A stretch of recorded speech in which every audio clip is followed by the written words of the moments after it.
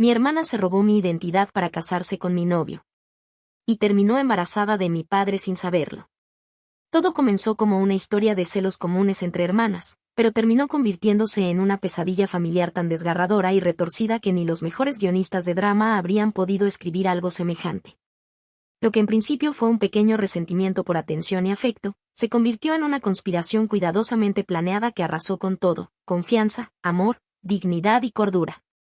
Y lo más doloroso fue que la traición vino de alguien que alguna vez dormía a mi lado, compartía mis secretos y me llamaba hermana. Lo que parecía una simple rivalidad adolescente se transformó, poco a poco, en un plan perverso que alteró el curso de nuestras vidas para siempre. Desde que éramos niñas, mi hermana menor vivía con la sensación de que todo me salía bien. Ella, siempre en segundo plano, se esforzaba por llamar la atención de nuestros padres, de los amigos, de cualquier persona que me admirara a mí.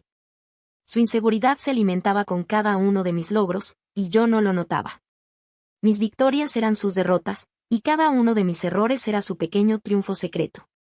Sus palabras, que solían parecer chistes inofensivos, empezaron a tener un tono más sombrío: tú lo tienes todo, si yo fuera tú, me querrían igual. Yo pensaba que era parte de la adolescencia, de la inseguridad típica. No imaginé jamás que su envidia evolucionaría hasta una traición monstruosa. Era buena actriz. Cada sonrisa fingida, cada gesto de apoyo escondía algo más oscuro. Durante años, cultivó su papel de víctima, la hermana ignorada, la menos querida, la que vivía a la sombra. Mientras tanto, yo era la que lo tenía todo: una relación estable, amigos sinceros, incluso un futuro prometedor. Todo eso se convirtió en su objetivo. Su plan no fue espontáneo, fue premeditado. Durante semanas, quizá meses, fue tejiendo su telaraña sin que nadie se diera cuenta. Empezó con pequeños detalles: imitaba mi forma de vestir, comentaba lo mismo que yo en redes sociales, y se aprendió mis contraseñas.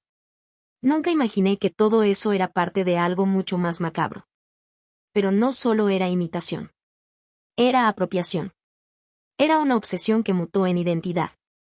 En reuniones familiares ya hablaba como yo, repetía historias que solo yo había vivido.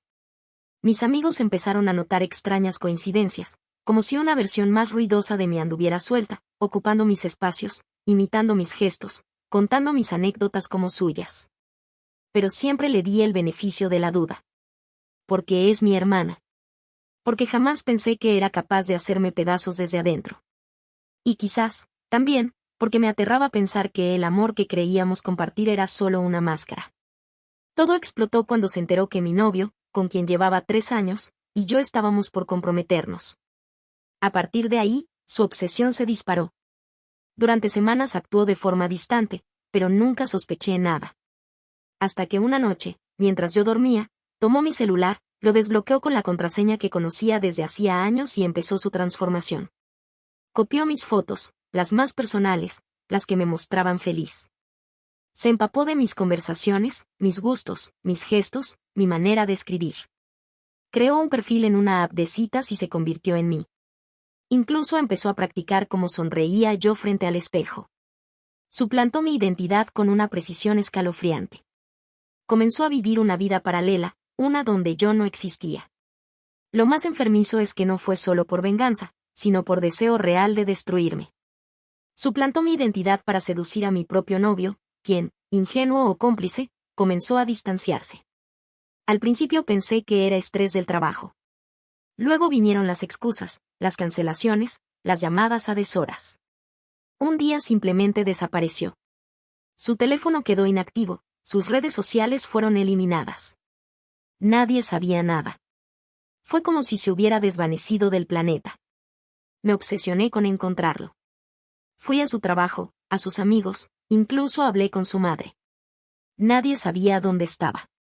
Después de semanas de búsqueda, desvelo y angustia, la verdad llegó como una bofetada. Una historia en Instagram de una cuenta secundaria reveló la imagen.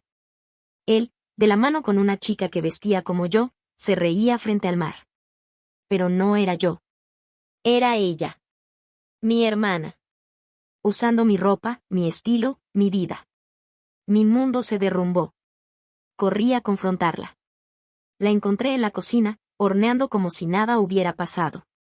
Me miró con una tranquilidad espeluznante y dijo: él me eligió a mí, ¿No es eso lo que importa? No lo negó, no pidió perdón, no mostró ni una pizca de culpa. Fue como si lo hubiera estado esperando desde siempre. Se había convencido de que era mejor que yo, que merecía ocupar mi lugar. Me dijo que lo suyo con él era real, que ella lo hacía más feliz.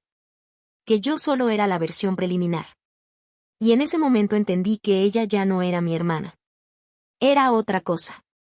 Alguien que se alimentaba de mis ruinas. La familia entró en crisis. Mi madre cayó en una profunda depresión. Mi padre, confuso, intentaba mantener la calma, pero algo en él también se quebró. Mis tíos dejaron de venir. En los almuerzos familiares ya nadie hablaba. Y yo me convertí en una sombra. Ya no podía mirar a nadie sin sentirme traicionada. Cada rincón de la casa me recordaba lo que había perdido. Me sentía sola, como si toda mi vida hubiera sido borrada y reemplazada por un mal sueño. Incluso los amigos comenzaron a alejarse. Nadie sabía cómo hablarme sin mencionar la tragedia. Me convertí en esa historia. En el escándalo del que todos huían. Me refugié en mi habitación, donde cada día se sentía como un ciclo interminable de llanto silencioso y preguntas sin respuesta. Pero la historia no terminó ahí. Lo peor estaba aún por venir. 3 meses más tarde, en una cena familiar que pretendía reunirnos nuevamente, ella apareció radiante. Llevaba una caja de dulces y una sonrisa de telenovela. Tengo una noticia, dijo mientras colocaba una ecografía sobre la mesa. Estoy embarazada. Silencio. Nadie respiraba. Mi madre la abrazó con lágrimas en los ojos. Mi padre miró la imagen detenidamente y, de pronto, su rostro se transformó. Se levantó abruptamente, fue al baño y se descompuso. Vomitó. Cuando volvió, sus manos temblaban y sus ojos estaban vacíos. Dijo en voz baja, no puede ser, esa noche, esa imagen. Yo lo seguí hasta la sala y le pedí que hablara. Entre lágrimas, confesó que meses atrás, en una fiesta a la que asistió solo, tuvo un encuentro fugaz con una joven. No la vio con claridad, ambos estaban ebrios. Lo que pensó era un error pasajero, una noche para olvidar, había sido algo impensable, había estado con su propia hija sin saberlo. Ella también lo recordó, pero con vaguedad. Había tenido una noche de rebeldía, perdida en alcohol y rabia después de que mi exnovio la dejara. Nunca supo quién fue el hombre que la acompañó esa noche, hasta que vio a mi padre mirar la ecografía con horror. Todo encajó. Todo encajó con una precisión macabra. Un error que en otra familia sería impensable, en la nuestra se convirtió en una nueva normalidad enferma. Un silencio espeso cubrió la casa durante semanas. No se mencionaba, pero todos lo sabíamos. Todos lo llevábamos como una cruz de la que no podíamos hablar. Mi hermana sigue afirmando que el bebé es de mi exnovio, aunque las fechas no cuadran. Se niega a hacerse una prueba de ADN. Dice que es innecesaria. Pero en su mirada hay miedo. Un miedo que no puede ocultar. Mi padre, por su parte, ha caído en un estado de culpa absoluta. Habla de vender la casa, renunciar a todo y mudarse al extranjero. Dice que no puede vivir con el peso de ese error, con el horror de haber cruzado esa línea sin retorno. Llora en silencio todas las noches. Lo escucho desde mi habitación. Ha dejado de afeitarse. De trabajar. Solo se sienta en el borde de la cama, perdido en sí mismo. Mi madre se refugia en la negación. Repite una y otra vez, esto no puede estar pasando. Reza, llora, y a veces simplemente se sienta a mirar al vacío durante horas, como si esperara que el tiempo retrocediera. Ha dejado de cocinar, de salir, de hablar. Antes, solía llenar la casa de aromas dulces y consejos sabios. Ahora, es una sombra de sí misma. Su mirada se ha vuelto opaca, como si en algún punto hubiera dejado de ver el presente. Se ha convertido en una estatua de silencio, un símbolo de lo que éramos y ya no somos, como si su corazón hubiese quedado atrapado en una fotografía marchita. Incluso su voz se ha vuelto más baja, más frágil. Como si hablase desde un mundo que ya no existe. Y yo estoy aquí, atrapada en medio de esta tragedia que no escribí, pero de la que no puedo escapar. He perdido a mi pareja, a mi hermana, a mi padre y a mi madre. Todos están vivos, pero es como si estuvieran muertos para mí. Son cuerpos habitados por recuerdos, por culpa, por máscaras que ya no esconden nada. El apellido que una vez llevé con orgullo, ahora me quema. Me pesa como una sentencia.